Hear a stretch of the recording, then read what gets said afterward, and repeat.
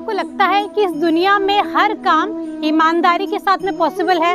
क्या भगवान ने कभी झूठ नहीं बोला होगा? तो आज हम जानते हैं कृष्णा के मैनेजमेंट का एक बहुत ही महत्वपूर्ण बिंदु। आप लोगों ने अगर बचपन में कभी भी महाभारत की कोई कहानी सुनी हो तो आपने ये सुना होगा कि जब अर्जुन ने महात्मा भीष्म पितामह को मारने के लिए शिखंडी को अपने सामने रखा था, उसका कारण क्या था? क्योंकि महात्मा भीष्म पितामह ने प्रतिज्ञा ले रखी थी कि वो किसी भी स्त्री के ऊपर, किसी भी महिला के ऊपर कभी भी कोई शस्त्र नहीं उठाएंगे।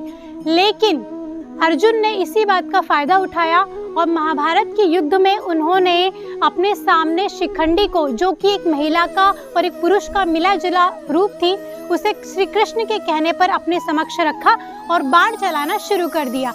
और इसके समक्ष, इस सिचुएशन के समक्ष भीष्म पितामह असमंजस में पड़ गए। उन्होंने अपना शस्त्र चलाया ही नहीं और अंततः वे बाणों की शैया पर लेटने के लिए मजबूर हो गए। लेकिन अगर लीगली देखा जाए, अगर नियमों के अनुसार देखा जाए, तो क्या ये ईमानदारी थी? क्या युद्ध में इसे ईमानदारी कहा जाएगा?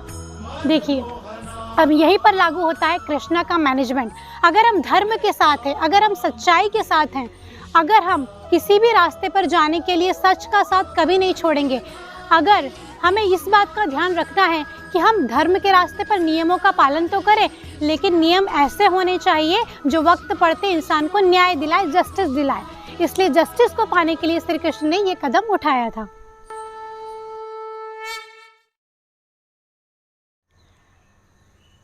Quality is better than quantity.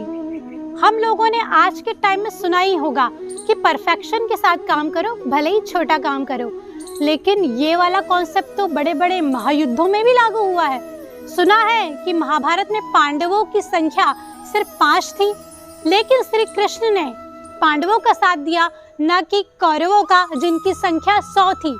इसलिए हमेशा याद रखिए कि आपके पास में अगर रिसोर्सेस कम है, अगर आपका लक्ष्य है यूपीएससी करना, एनटीपीएससी करना, कांस्टेबल बनना, पुलिस बनना, या जो भी आपका लक्ष्य है, हमेशा कभी ये मत सोचना कि सामने वाले पर्सन के पास में रिसोर्सेस बहुत ज़्यादा है, उसके पास में अच्छा घर है, खाने के लिए अच्छी फैसिलिटी है।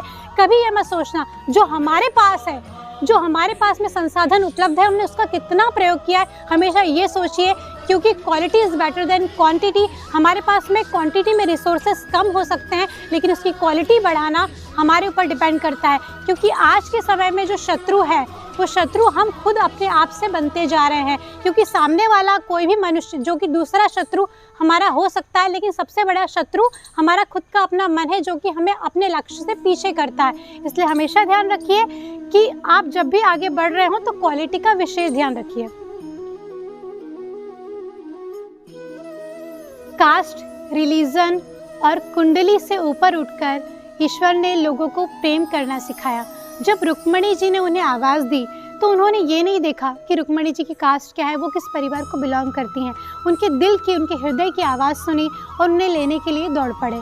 बिल्कुल उसी तरह से राधा कृष्ण का प्रेम भी इस पूरी दुनिया में एक बहुत बड़ी मिसाल है, और ये है कृष्णा का लाइफ मैनेजमेंट।